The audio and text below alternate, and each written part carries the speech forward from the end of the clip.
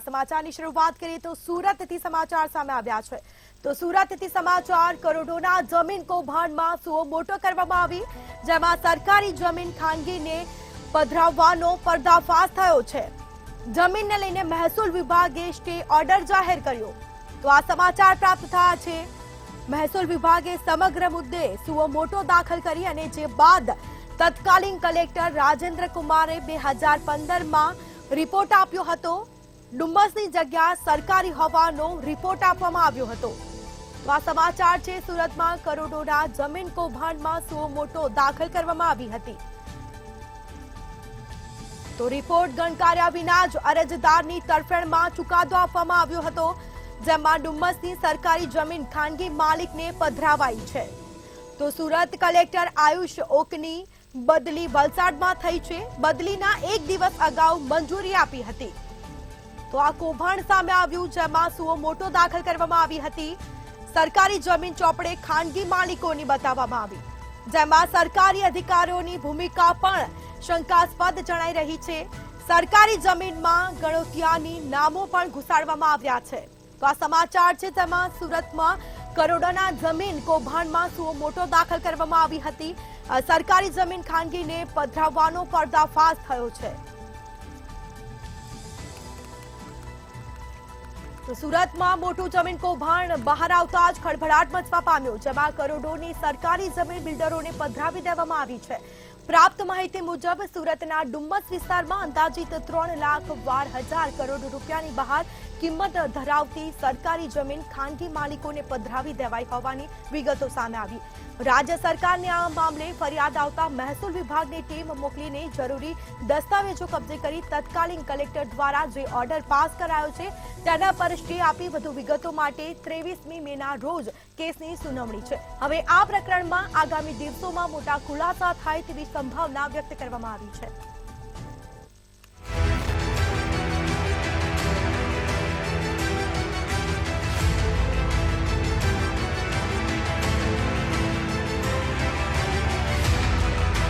સમગ્ર કૌભાંડ અંગે કલેક્ટર કચેરીએ સૂત્રો દ્વારા મળતી વિગતો અનુસાર ડુમસમાં સર્વે નંબર 311-3-1ની આશરે 90 વીઘા જમીન સરકારી પડતર જમીન હતી, પરંતુ હિંમત બાબુભાઈની સર્વે નંબર 311-14-2ની જમીનની એનએની દરખાસ્ત આપતા તેના ગામ રેકર્ડ મંગાવી અને તપાસ કરતા સર્વે નંબર 311-3-1ની 90 વીઘા સરકારી પડતર જમીનમાં ખોટી રીતે અને સરકારી રેકર્ડ સાથે ચેડા કરી અને ગણોતિયા તેમજ અન્ય કબજેદારોના નામો દાખલ કરવામાં આવ્યા હોવાનું, સાથે જ કરોડો રૂપિયાની બજાર કિંમત ધરાવતી જમીનના વહેંચાણ દસ્તાવેજો પણ કરાવવામાં આવ્યા હોવાની ચોંકાવનારી વિગતો પણ પ્રકાશમાં આવી હતી। જે વિગતો સામે આવી છે તે અનુસાર ડુમસ ગામના સર્વે નંબર 311-3 વાળી જમીન સરકારી શીર પડતર તરીકે 1948 અને 49ના વર્ષથી હતી। સરકારી જમીન હોવા છતાં તેવા કબજેદાર તરીકે કૃષ્ણમુખલાલ ભગવાનદાસનું નામ ગણોતિયા તરીકે નોંધ નંબર 582 અંતર્ગત દાખલ કરવામાં આવેલું હતું। અત્રે જણાવવાનું કે સરકારી જમીનમાં ગણોતિયા તરીકે નામ દાખલ થઈ શકે નહીં, પરંતુ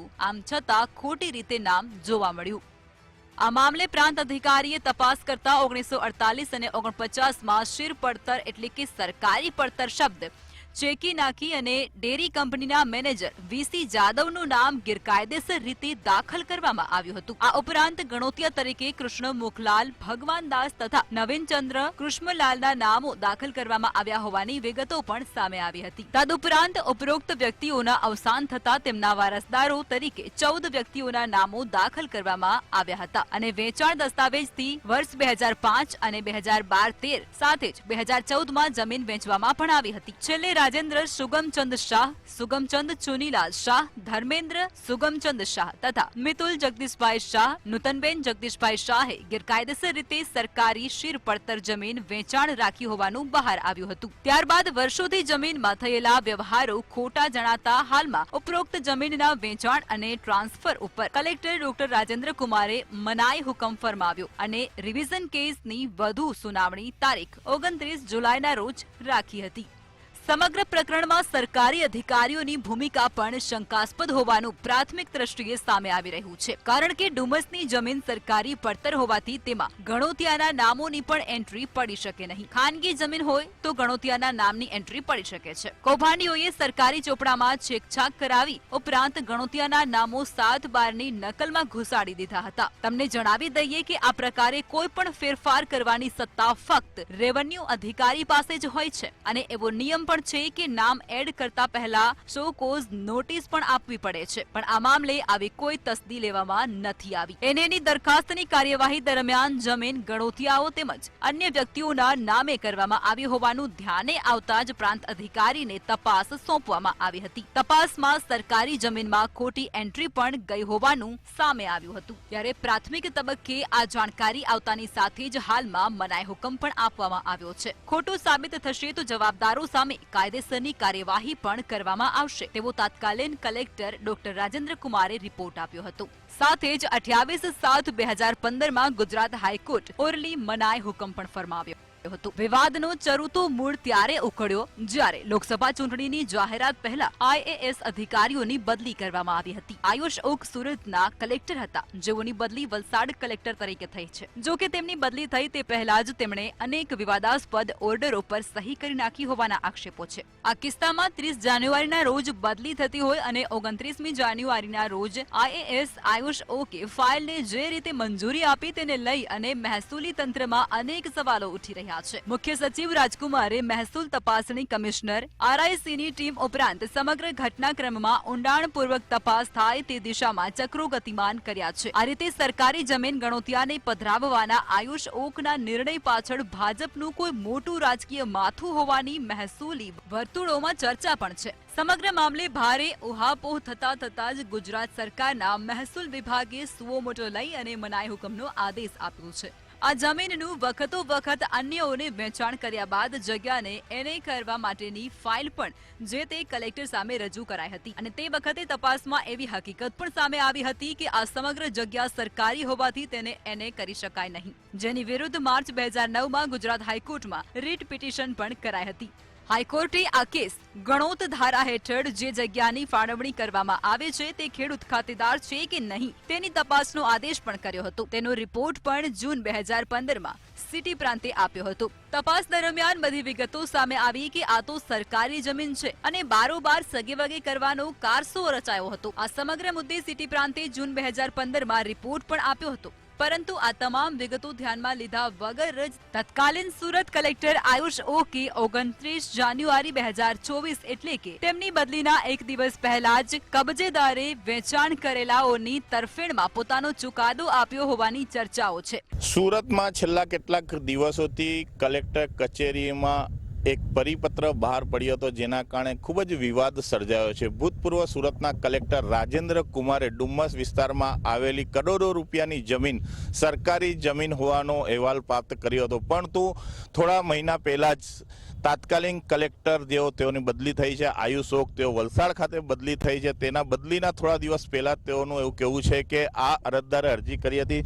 તેના આધારે તેમના ઉપર આ બંધારણના આધારે તેઓને ટ્રાન્સફર કરવામાં આવે તેવું એક પરિપત્ર જાહેર કર્યું હતું, જેના કારણે વિવાદ સર્જ્યો હતો અને સુરતના બિલ્ડર આરમમાં પણ ખૂબ જ ખળભળાટ મચી ગયો છે, કારણ કે આશરે 3000 કરોડનો આ જમીનનો મામલો છે, જેના કારણે આ વિવાદ સર્જાયો છે. પરંતુ ભૂતપૂર્વ કલેક્ટરે એવો ઓર્ડર કર્યો હતો કે આ સરકારી જગ્યા છે અને સરકારના હસ્તક લેવામાં આવે, પરંતુ ત્યાર પછી હાલના જ બદલી થયેલા કલેક્ટર આયુષ ઓકે એવો ઓર્ડર કર્યો છે કે અરજદારે અરજી કરી છે તેના આધારે આ અરજદારના નામે કરવા માટે તેઓનો રિપોર્ટ કર્યો હતો, પરંતુ આ વિવાદના કારણે આ જગ્યા ઉપર સુઓ મોટો પણ કરવામાં આવ્યો છે અને આગામી દિવસોમાં સરકાર સુઓ મોટોમાં શું નિર્ણય લે છે તે જોવાનું રહ્યું. હવે આ મામલે વધુ વિગતો 23મી મેના રોજ સામે આવશે, કારણ કે ત્યારે આ કેસની સુનાવણી છે. હવે આ પ્રકરણમાં આગામી દિવસોમાં મોટા ખુલાસા થાય તેવી પૂરી સંભાવના પણ છે. સરકારી કિંમતી પડતર જગ્યાનો બારોબાર વહીવટ કરી નાખવાની હિંમત ઉચ્ચ અધિકારીઓની ખુલી ગઈ છે. સુરત વિસ્તારના ભાજપના 2 મોટા નેતાઓએ પણ આ પ્રકરણમાં શંકાસ્પદ ભૂમિકા ભજવી હોવાની ચર્ચા ચારેકોર થઈ રહી છે. આ ચોંકાવનારા કૌભાંડ હવે કેવો વળાંક લે છે તેના પર સમગ્ર ગુજરાતની મીટ મંડાયેલી છે. બ્યુરો રિપોર્ટ, મંતવ્ય ન્યૂઝ, સુરત. તો સુરતમાં કરોડોના જમીન કૌભાંડમાં સુઓ મોટો દાખલ કરવામાં આવી હતી અને સાથે જ સરકારી જમીન ખાનગીને પધરાવવાનો પર્દાફાશ થયો છે. તો વધુ વિગતો સાથે સંવાદદાતા દિવ્યેશ પરમાર આપણી સાથે લાઈવ જોડાઈ ગયા છે. જી દિવ્યેશ, આખો આ જમીનનો મામલો છે, શું છે આ સમગ્ર કૌભાંડ?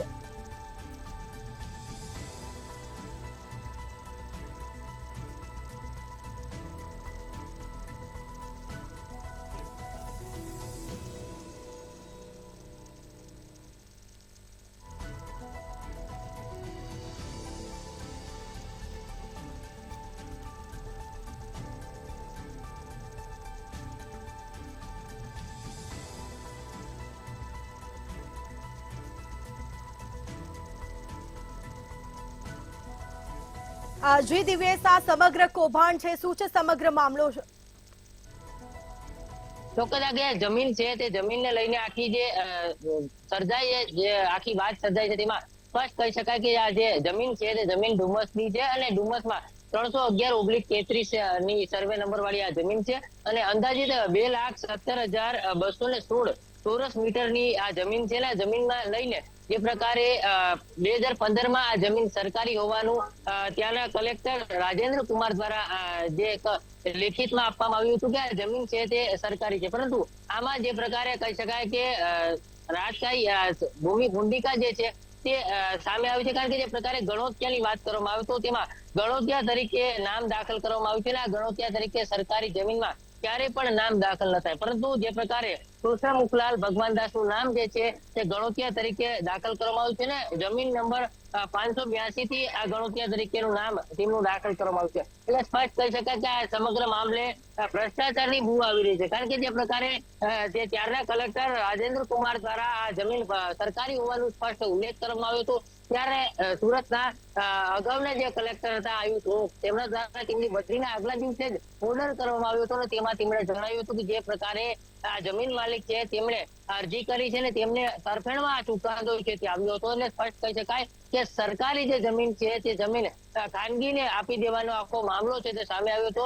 હાલ તમામ સવાલો છે તે આયુષ ઓક પર થઈ રહ્યા છે, કારણ કે જે પ્રકારે મહેસૂલ વિભાગ દ્વારા તમામ જમીન પર સુઓ મોટો દાખલ કરવામાં આવ્યો છે અને આખો સ્ટે છે તે મૂકવામાં આવ્યો છે. એટલે કહી શકાય કે આ જમીન જે છે તે ક્યાંક ને ક્યાંક અત્યારે જે છે તેના પર સ્ટે છે, પરંતુ કહી શકાય કે આ જમીનમાં ગણોત્યા તરીકે નામ દાખલ કરવામાં આવ્યું તો કઈ રીતે કરવામાં આવ્યું તે એક મોટો પ્રશ્ન છે. કારણ કે જે પ્રકારે 2015માં પણ પરિપત્ર જાહેર થયો હતો અને કલેક્ટર રાજેન્દ્ર કુમાર દ્વારા સરકારી જમીન જે છે તે સૂચવવામાં આવી હતી, પરંતુ આયુષ ઓક દ્વારા તેમના બદલીના આગલા દિવસે આ પ્રકારે ઓર્ડર કરવામાં આવે છે કે જેમની જમીન છે તેમના તરફેણમાં ઓર્ડર થાય છે અને જે વ્યક્તિ છે જેમને જમીન માટે થઈને જે રજૂઆત કરી હતી તેમને જમીન આપવામાં આવે તે પ્રકારની બાંહેધરી અને માહિતી આખી જે તેમના તરફે જે ચુકાદો આપ્યો હતો તેને લઈને અનેક ચર્ચાઓ થઈ હતી. ત્યારબાદ જે પ્રકારે આ સમગ્ર મામલે મહેસૂલ વિભાગ પાસે આખી મેટર ગઈ હતી ને ત્યારબાદ તેમાં સુઓ મોટો દાખલ કરવામાં આવ્યો હતો. એટલે સ્પષ્ટ કહી શકાય કે આ સમગ્ર મામલે કોઈ પણ જમીનમાં કોઈ પણ નામ દાખલ કરતા પહેલા પણ જે પ્રકારે રેવન્યુ અધિકારીની તપાસનું કારણદર્શક નોટિસ આપવામાં આવ્યું જોઈએ, પરંતુ આમાં કોઈ પણ પ્રકારની નોટિસ નથી. ડાયરેક્ટ જે પ્રકારે કહી શકાય કે ચુકાદો આપવામાં આવ્યો છે તેના કારણે અનેક જે ભ્રષ્ટાચારની બૂ છે તે આવી રહી છે અને સ્પષ્ટ કહી શકાય કે જે પ્રકારે આયુષ ઓક દ્વારા જે ચુકાદો આપવામાં આવ્યો છે તેના પર હાશ છે, પરંતુ જે પ્રકારે મહેસૂલ વિભાગ છે તેમના દ્વારા પણ સુઓ મોટો દાખલ કરવામાં આવ્યો છે અને આગળની જે 23 મેના રોજ આ સમગ્ર મામલે સુનાવણી છે ત્યારે જોવાનું રહેશે કે આ સુનાવણીમાં કઈ રીતનો અને કઈ પ્રકારનો ચુકાદો આવે. જી દિવ્યેશ, બિલકુલથી તમામ જાણકારી આપવા બદલ આપનો આભાર.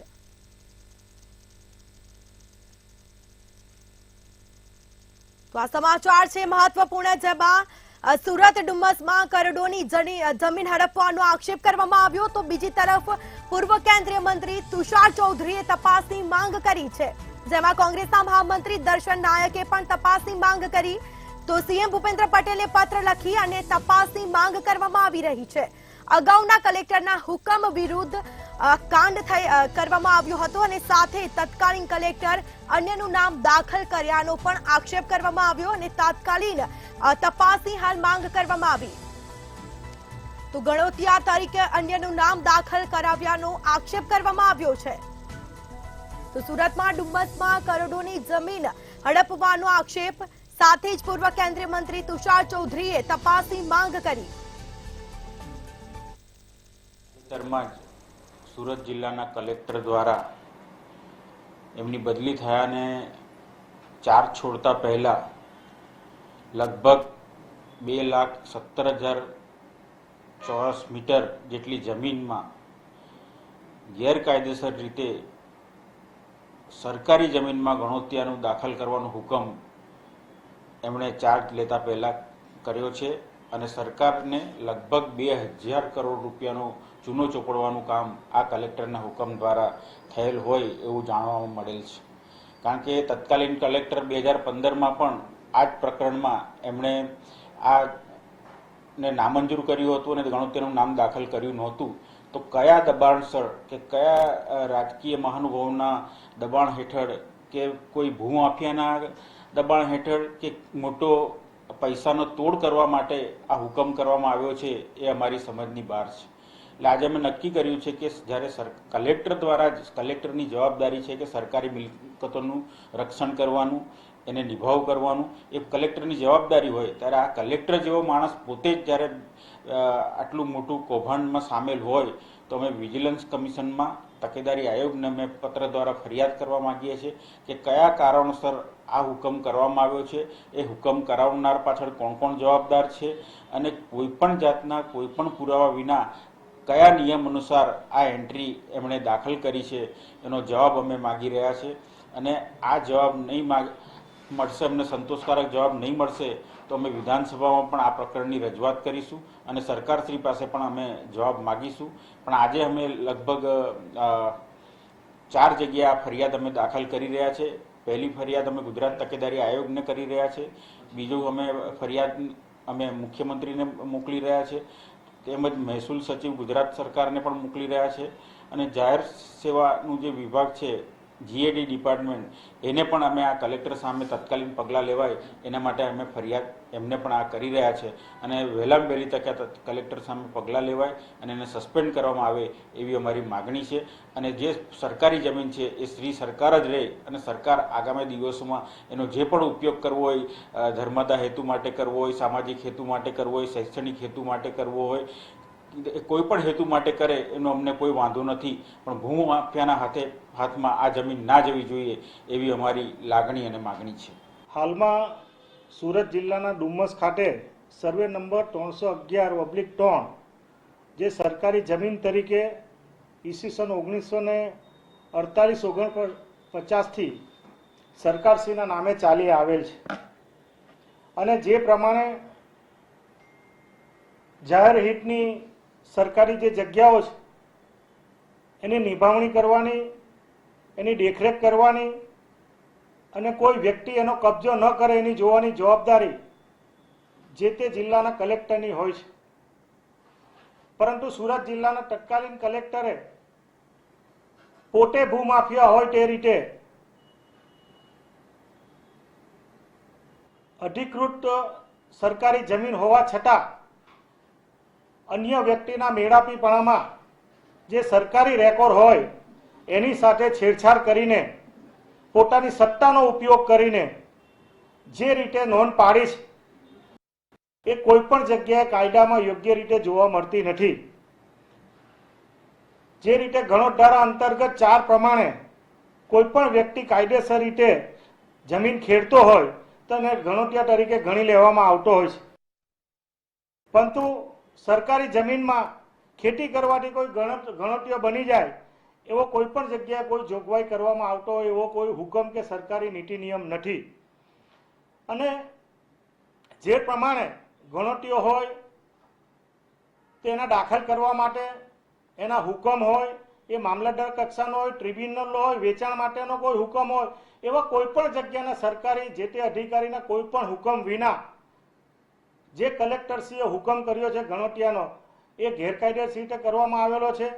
અને આ અનુસંધાનમાં વખતો વખત સ્થાનિક નાગરિકો પણ રજૂઆત કરવા છતાં અને હમો દ્વારા પણ એમના સમયમાં ભૂતકાળમાં પણ જ્યારે લગભગ સુરત જિલ્લાની એ ઉલપાડ તાલુકાની હોય, 84 તાલુકાની હોય, હજારો હેક્ટર જમીન જે સરકારી ઉપર દબાણ છે એ દબાણ દૂર કરવા માટે એનજીટીના હુકમ હોવા છતાં પણ આજ દિવસ સુધી આ કલેક્ટરશ્રીએ કોઈ પણ પ્રકારનો કબજો લીધો નથી.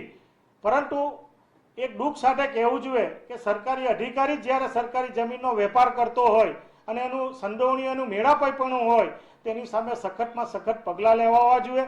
અને એ અનુસંધાનમાં માનીય અમારા ધારાસભ્ય શ્રી ડૉક્ટર તુષારભાઈ ચૌધરી, માજી કેન્દ્રીય મંત્રી અને અમોને પણ લેખિત અને મૌખિક જ્યારે રજૂઆત હોય ત્યારે જાહેર હિતની વાત હોય ત્યારે આ સમગ્ર બાબતની તપાસ થવી જોઈએ. અનુસંધાનમાં માનનીય મુખ્યમંત્રીશ્રીને, માનનીય મહેસૂલ સચિવશ્રીને, તકેદારી આયોગ અને જે અધિકારીનો જીઆરડી વિભાગ છે એમાં સમગ્ર બાબતની તપાસ કરવા માટે જે જવાબદાર હોય, જે રાજકીય ઓઠા હેઠળ આ કામગીરી કરવામાં આવી છે અને કરોડો રૂપિયા, લગભગ 2000 કરોડથી વધુની સરકારી જમીન પચાવી પાડવાનું જે આ કાવતરું છે એ સમગ્ર કાવતરુંની તપાસ થવી જોઈએ અને એ જે જવાબદાર હોય એની સામે